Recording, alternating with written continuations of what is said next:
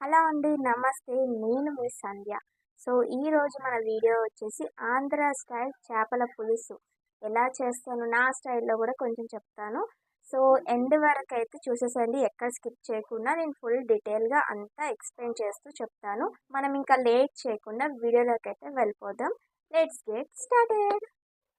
First అయితే కావాల్సినవన్నీ cut చేసి పెట్టుకున్నా. 2 ఆనియన్స్ అయితే కట్ చేసుకొని అలానే ఒక 3 మిర్చి కూడా కట్ చేసుకుని అందులోనే కరివేపాకు కూడా యాడ్ చేసుకుని ఒక ప్లేట్లోకి అయితే తీసేసుకున్నాను. ఇది ఒక గసగసాలో ఒక హాఫ్ టేబుల్ స్పూన్ తీసుకున్నానండి. ఒకవేళ మీరు కిలో అట్లా కిలోన్నర 2 కిలోస్ అట్లా చేస్తే 1 స్పూన్ అయితే తీసుకోవాలి. అలానే ఇక్కడ వచ్చేసి ఒక 2 టమాటోస్ అయితే మిక్సీ పట్టుకొని పెట్టుకున్నాను. మీరు అంటే మీ ఫిష్ ఎంత క్వాంటిటీ ఉందో దాన్ని బట్టి మీరు ఇవి కొంచెం ఇంక్రీజ్ చేసుకోవచ్చు, అలానే తగ్గించుకోవచ్చు అనమాట. ఇక్కడైతే 2 టమాటాస్ కూడా మిక్సీ చేసుకొని పక్కన పెట్టేసుకున్నాను. ఫస్ట్ ఇలాంటివన్నీ చేసి పక్కన పెట్టుకుంటే మనకు కొంచెం ఈజీగా ఉంటుంది. ఇంకా నెక్స్ట్ వచ్చేసి ఒక పౌడర్ అంటే ఒక వేరే పేస్ట్ అయితే రెడీ చేసుకోవాలి. దానికి కావాల్సినవి అయితే ఐటమ్స్ ఇప్పుడు చూపించేసాను. ఫస్ట్ అయితే మిక్సీ జార్ అయితే తీసేసుకోండి. 1 టేబుల్ స్పూన్ ధనియాలు అలానే జీలకర్ర తీసుకోవాలి. అలానే ఒక హాఫ్ టేబుల్ స్పూన్ మెంతులు యాడ్ చేసుకొని ఫస్ట్ ఈ 3 అయితే పౌడర్ అయితే చేసి పక్కన పెట్టుకోవాలండి. పౌడర్ చేసుకున్నాకైతే నేను ఒక 6, 7 తెల్లుల్లి అయితే వేసుకున్నాను. నేను ముందే చెప్పాను కదా, మీ ఫిష్ క్వాంటిటీ ఎక్కువ ఉంటే ఇవన్నీ కొంచెం ఇంక్రీజ్ చేసుకుంటూ అలానే పౌడర్ చేసుకోవాలన్నమాట. ఇంకా అలానే ఒక 7, 6 గార్లిక్ కూడా తీసేసుకొని అందులోని ఇప్పుడు గసగసాలు ఆల్రెడీ సోక్ చేసి పెట్టాను వాటర్లోనే ఒక హాఫ్ అన్ అవర్ ముందు. అవి కూడా వాటర్తో సహా యాడ్ చేసుకొని పేస్ట్ లాగా అయితే మనం ఇదంతా ప్రిపేర్ చేసుకొని పక్కన పెట్టేసుకోవాలి. ఇలా అయితే పేస్ట్ అయితే చేసుకోవాలండి.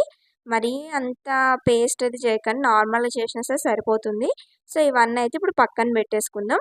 ముందైతే నేనైతే ఫిష్ అయితే నీట్గా వాష్ చేసేసి, అంటే ఇది కూడా ఒక 1 అవర్ ముందే నేను చేసి పెట్టుకున్నాను.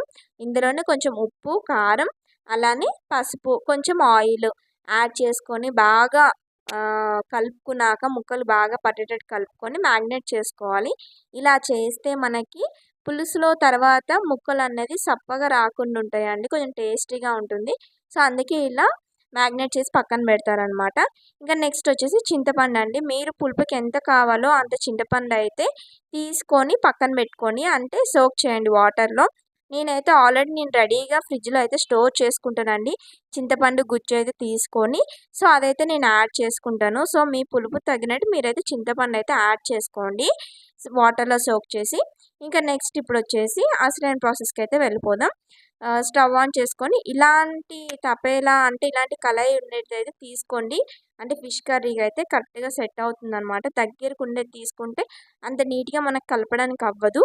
ఇలాంటిది అయితే మంచి ఫిష్ కర్రీ అయితే కరెక్ట్గా రెడీ అవుతుంది అనమాట. ఇంకా కొంచెం ఆయిల్ యాడ్ చేసుకున్నాక ఇప్పుడు ఆనియన్స్ అయితే యాడ్ చేసేసుకొని బాగా ఫ్రై అయితే అవ్వనివ్వాలండి.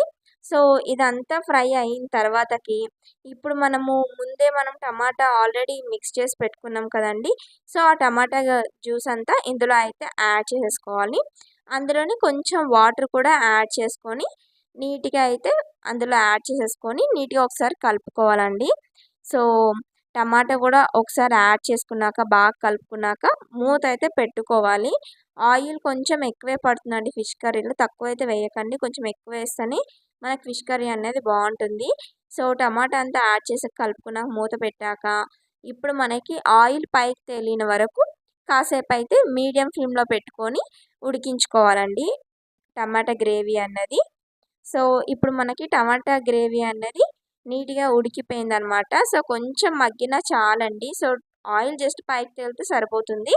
ఇప్పుడు ఇందులోనే మనం ఆల్రెడీ ధనియాలు, జీలకర్ర అవి యాడ్ చేసుకొని పేస్ట్ చేసి పెట్టుకున్నాం కదా, అది కూడా యాడ్ చేసుకోండి. అందులోనే కొన్ని వాటర్ యాడ్ చేసుకొని నీట్గా కలుపుకొని అది కూడా యాడ్ చేసేసి ఇది కూడా ఒకసారి కలుపుకోవాలండి. ఇది కూడా సేమ్ అనమాట, కొంచెం సేపు మగ్గిస్తే సరిపోతుంది. ఆయిల్ పైకి తేలిన వరకు మగ్గిస్తే సరిపోతుంది. నెక్స్ట్ అయితే మూత తీసేసుకొని ఇప్పుడు ఇందులో మనం చింతపండు అయితే యాడ్ చేసుకోవాలి. నేను చెప్పాను కదా, నా దగ్గర ఆల్రెడీ పేస్ట్ ఉంది కాబట్టి నేను యాడ్ చేసుకుంటున్నాను. మీరైతే ఏదైతే చింతపండు నానేసుకున్నారో అదే యాడ్ చేసుకోండి. చింతపండు సోక్ చేసినప్పుడు ఎక్కువ వాటర్ వేయకండి, జస్ట్ నార్మల్గా కొన్ని వాటర్ మాత్రమే వేయండి. ఎందుకంటే పలాచిగా ఉందంటే చింతపండు అంటే జ్యూస్ మనకి పులుసు కూడా ఎక్కువగా జ్యూస్ వాటర్ వాటర్ లాగా అయిపోతుందన్నమాట. అందుకే కొంచెం థిక్‌గా ఉన్నట్టుగా చూసుకోండి.